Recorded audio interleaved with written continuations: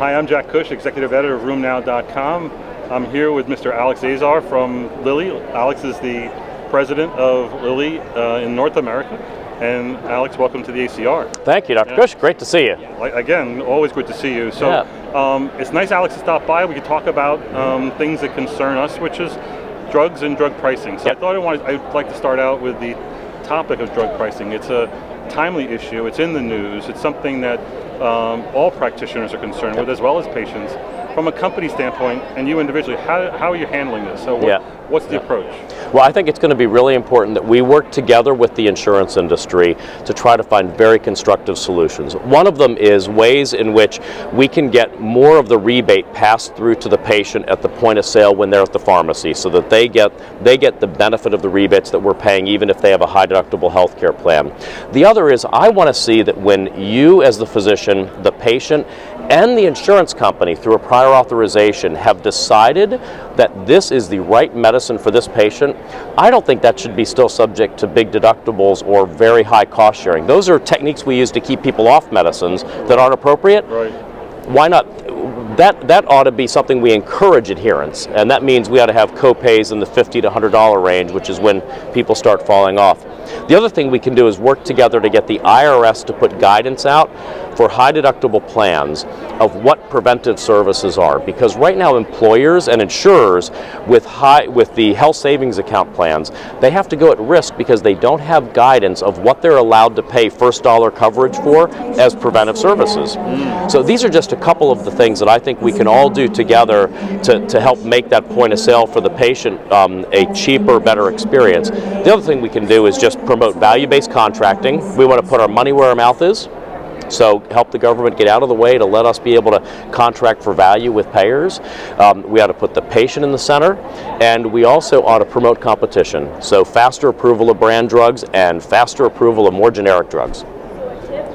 So yes, the burden's being pushed to patients at a time when insurance costs are going up and they're choosing those high-priced deductibles.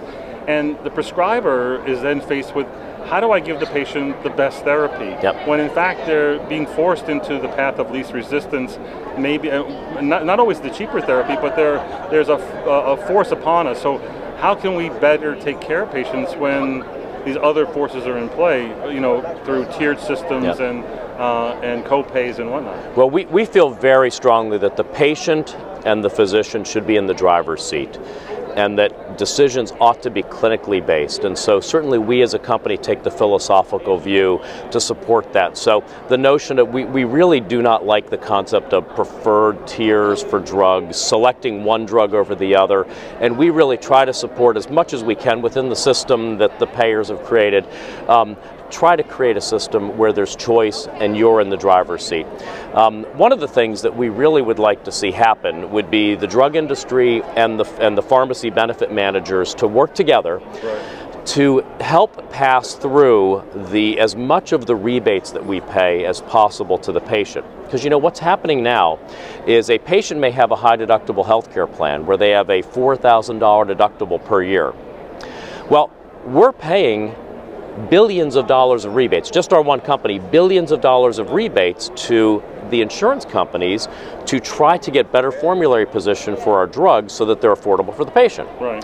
Well, that worked really well when we had the old standard kind of healthcare plans. And then it was called buying down the copay. You would buy it down to $50 or something reasonable. Right. Well, now, for that first period of $4,000, $5,000, $6,000, the patient gets 100% of that cost, even if we're paying the high rebate during that.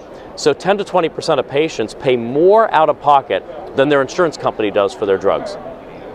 A patient could go in and pay $1,000 for a drug during the high deductible period that we have paid a $700 rebate on. So what do physicians do? Most of us are aware of this system, but have no say in the system. The challenge for us is, how do we get involved? How should physicians have a voice in maybe modifying the system? Well, we certainly think that the medical community can work appropriately to pressure us and the pharmacy benefit managers and the insurers to work together to try to solve this question so that of affordability for the patient at the point of sale. So we all need to work together to make that happen. So that's one thing. The other is when it comes to access to medicines for your patients, I think a lot of physicians don't realize just how influential their voice can be. And I know it takes time, and I know you are busy. My father's an ophthalmologist. I know how overburdened and stressed you and your office staffs are. But when you fight for that patient, you really can get things done. You can get your clinical judgment in place for that patient when you're willing to take the time, and I know it's a big commitment, but to do that, your voice gets heard. The thought-leading rheumatologists and just all rheumatologists willing to fight for patients, it really does work, but it's asking a lot. Words of wisdom. I think that many of the viewers should take that to heart and sort of band together, because I think change is needed. I want to end with some advice from you. You were a clerk for Supreme Court Justice Scalia and knew him well. Obviously an influential man. You yourself are an influential man in a high position with Eli Lilly. The issue of mentoring. Have you learned anything about mentoring in your past, and what would you pass on to the viewers? Well, I've been very blessed my entire career, really from the first days of law school on, that I've had great mentors at almost every step of the way throughout my career. Justice Scalia was one of them, and each one of them gave me a frame of looking at the world, a bit of advice that has carried forward, that's helped me lead people, lead organizations, hopefully be a better human, whatever else, at every step of the way.